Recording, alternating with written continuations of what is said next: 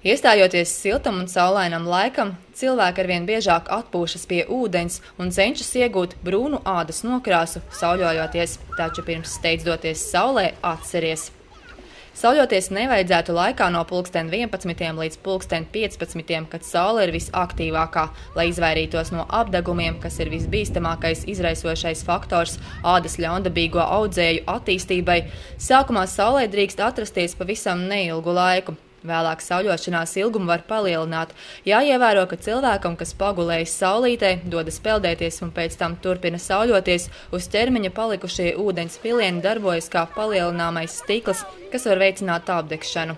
Daudzi pludmelē izvēlas ne gulšņāt, bet kustēties, piemēram, spēlēt volejbolu. Tas ieteicams, jo iedegums tad veidojas vienmērīgi un sportojot izdalās sviedri, kas aizsargā ķermeni no pārsauļošanās.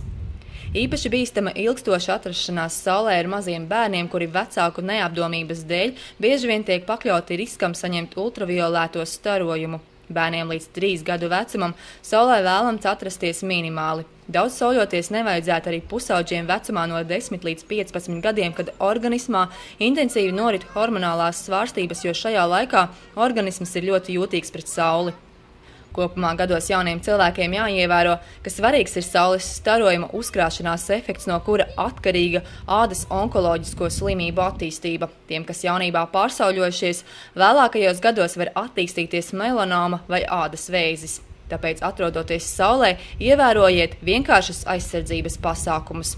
Ierobežojiet bērnu un savu atrašanos saulē no pulksten 11 līdz 15. Lietojiet cepurītes, kas nosedz arī pieri un kakla mugurējo daļu.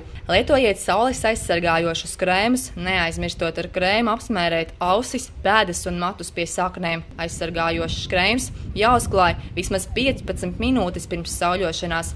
Mākoņi neaiztur ultraviolētos starus, tādēļ piesardzīgiem jābūt arī vasaras apmākušajās dienās.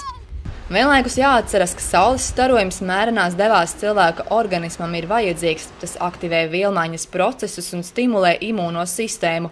Ultraviolēto staru ietekmē ādā veidojas cilvēkam nepieciešamais D vitamīns, kas uzlabo kaulu struktūru. Ir slimības, kuru ārstēšanā saule var labi palīdzēt, piemēram, psoriāzei.